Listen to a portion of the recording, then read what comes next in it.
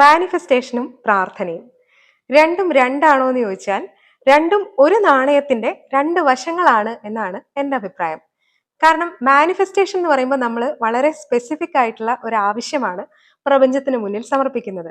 എനിക്ക് ഇന്ന കാറ് വേണം, എനിക്ക് ഇങ്ങനെയുള്ള ഒരു വീട് വേണം, എനിക്ക് ഇന്ന ജോലി വേണം. അങ്ങനെ വളരെ സ്പെസിഫിക് ആയിട്ടാണ് നമ്മൾ നമ്മുടെ ആവശ്യങ്ങൾ അവിടെ സമർപ്പിക്കുന്നത്.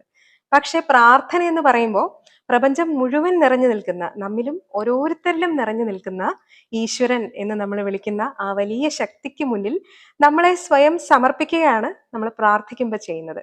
ഈശ്വര, എനിക്ക് എന്താണ് നല്ലതെന്ന് നിനക്കേ അറിയൂ, അതെന്താണോ അത് നീ എനിക്ക് തരിക എന്നാണ് അവിടെ നമ്മൾ പറയുന്നത്. അവിടെ നമ്മൾ സ്പെസിഫിക് ആയിട്ട് ഇന്ന കാര്യം വേണം എന്ന് ആവശ്യപ്പെടുകയല്ല, ദൈവത്തിലാണ് നമ്മൾ അവിടെ പൂർണ്ണമായിട്ട് വിശ്വസിക്കുന്നത്.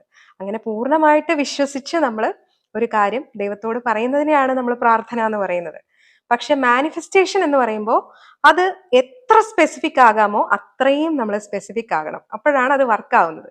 അല്ലെങ്കിലും വർക്ക് ആവും, പക്ഷെ നമ്മൾ ഉദ്ദേശിക്കുന്ന ഒരു രീതിയിലായിരിക്കില്ല ആ ഒരു കാര്യം നമുക്ക് വന്ന് ഭവിക്കുന്നത്. അപ്പൊ നമ്മൾ ഉദ്ദേശിക്കുന്ന ഒരു രീതിയിൽ തന്നെ മാനിഫെസ്റ്റേഷൻ വർക്ക് ആകണമെങ്കിൽ വളരെ സ്പെസിഫിക് ആയിട്ട് എത്രമാത്രം ക്ലിയർ ആകാമോ അത്രയും ക്ലാരിറ്റിയോടെ, അത്രയും വ്യക്തതയോടെ വേണം നമ്മൾ ഒരു കാര്യം ആഗ്രഹിക്കാനായിട്ട്. അല്ലാതെ ഒരു കാര്യം നമ്മൾ ആഗ്രഹിച്ചിട്ട് ഇതെങ്ങനെ നടന്നു കിട്ടാനാന്ന് നമ്മൾ തന്നെ ഒരു സംശയത്തോടെ ആലോചിക്കുന്ന ഒരു കേസിൽ മാനിഫെസ്റ്റേഷൻ വർക്ക് ആവില്ല.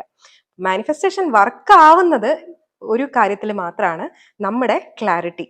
നമുക്ക് കൃത്യമായിട്ട് നമ്മൾ അവിടെ ശരിക്കും ചെയ്യുന്നത് ഒരു റോഡ് മാപ്പ് അല്ലെങ്കിൽ ഒരു പ്ലാൻ, വളരെ സ്പെസിഫിക് ആയിട്ടുള്ള ഒരു പ്ലാൻ, ഒരു വീടിന്റെ പ്ലാൻ സബ്മിറ്റ് ചെയ്യുന്നത് പോലെയോ അല്ലെങ്കിൽ ഒരു റിപ്പോർട്ട് സബ്മിറ്റ് ചെയ്യുന്നത് പോലെയോ ഒക്കെ അത്രമാത്രം ക്ലാരിറ്റി ഉള്ള, ഇത് എങ്ങനെ നടത്തിയെടുക്കാം എന്നതിനെ കുറിച്ചുള്ള ഒരു പ്ലാൻ ആണ് നമ്മൾ അവിടെ സബ്മിറ്റ് ചെയ്യുന്നത് ഈശ്വരന് മുന്നിൽ അല്ലെങ്കിൽ പ്രപഞ്ചത്തിന് മുന്നിൽ.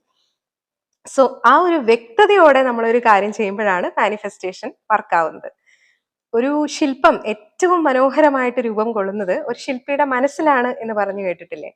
മനസ്സിൽ ഒരു ശില്പിക്ക് ഒരു ശില്പം എത്ര ഭംഗിയായിട്ട് കാണാൻ പറ്റുന്നുവോ അത്ര മനോഹരമായിട്ട് അയാൾക്ക് ആ ഒരു ശില്പം നിർമ്മിച്ചെടുക്കാൻ സാധിക്കും.